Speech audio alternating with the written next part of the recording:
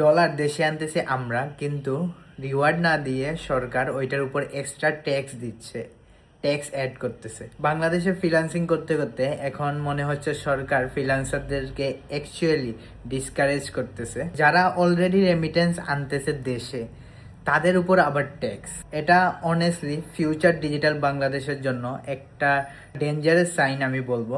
কেননা সরকার বাংলাদেশে পেপাল দিতে পারতেছে না, কোনো এক্সট্রা সার্ভিস, এক্সট্রা ফেসিলিটি দিতে পারতেছে না।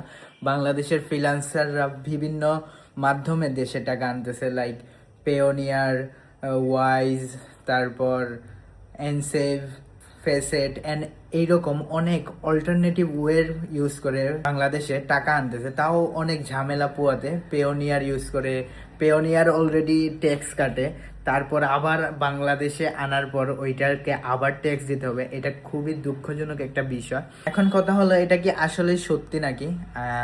আসলেই এটা সত্যি, অনেকেরই ট্যাক্স কাটতেছে, তবে এখন পর্যন্ত ফ্রিল্যান্সারদের কাটে নাই ট্যাক্স। যারা ইউটিউব, ফেসবুক থেকে আর্ন করে, কন্টেন্ট ক্রিয়েটর আমার মতো যারা ফেসবুকে ভিডিও বানায়, ইউটিউবে ভিডিও বানায়, তো ওদের এখন পর্যন্ত ট্যাক্স দিতে হচ্ছে। এমন নোটিশ আসছে যে ইয়েস্টারডেতে সরকার নতুনভাবে একটা ট্যাক্স অ্যাড করেছে। সো এই 7.5% ট্যাক্স দিতে হচ্ছে। সো এখন পর্যন্ত কন্টেন্ট ক্রিয়েটররা এটা দিচ্ছে, অ্যান্ড আমি মনে করতেছি ফিউচারে যে অবস্থা, ফ্রিল্যান্সারদেরও দিতে হবে, বাধ্যতামূলক দিতে হবে।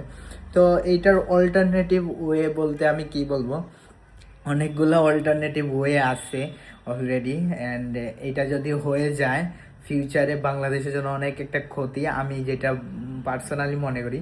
কারণ অনেকেই এই ট্যাক্স এড়াতে অনেক অল্টারনেটিভ ওয়ে খুঁজবে, লাইক পেওনিয়ারে আনাবে, ওর না হলে ডিরেক্ট মানি তো আনাবেই না। অনেকে ট্রাই করবে সব থেকে সেফেস্ট বা সব থেকে বেশি যেটা করবে, বেশিরভাগ মানুষ বিদেশ যাওয়ার ট্রাই করবে, কারণ এইখানে তো অলরেডি কোনো ফেসিলিটিস পাচ্ছেই না, এর উপর আবার ট্যাক্স দিতে হবে 7.5%। তো এইখানে আর কি বলবো এটা নিয়ে। সো এখন দেখা যাক সরকার কি করে এটাতে। আমি আশা করছি সরকার এটা নিয়ে একটা ভালো একটা ডিসিশন নিবে, কারণ এইটা করলে আসলেই সবাইকে, ফ্রিল্যান্সার বা যারা কন্টেন্ট ক্রিয়েটর, ওদেরকে অলরেডি ডিমোটিভেট করে ফেলছে, অ্যান্ড আস্তে আস্তে সবাই আরও ডিমোটিভেট হয়ে যাবে এইটার জন্য। কারণ এইখানে সরকারের ট্যাক্স নেওয়ার কোনো অধিকারই নাই। আমি যেটা বলি, এইখানে ট্যাক্স নেওয়ার কোনো অধিকারই নাই, কারণ অলরেডি ইউটিউব কন্টেন্ট ক্রিয়েটররা যারা আছে তারা অলরেডি ট্যাক্স দিচ্ছে। হ্যাঁ, যারা ইউএসএ তে ট্যাক্স দিচ্ছে, ওইখান থেকে আর্ন করতেছে, দেন আবার যখন দেশে রেমিটেন্স আনতেছে, ওই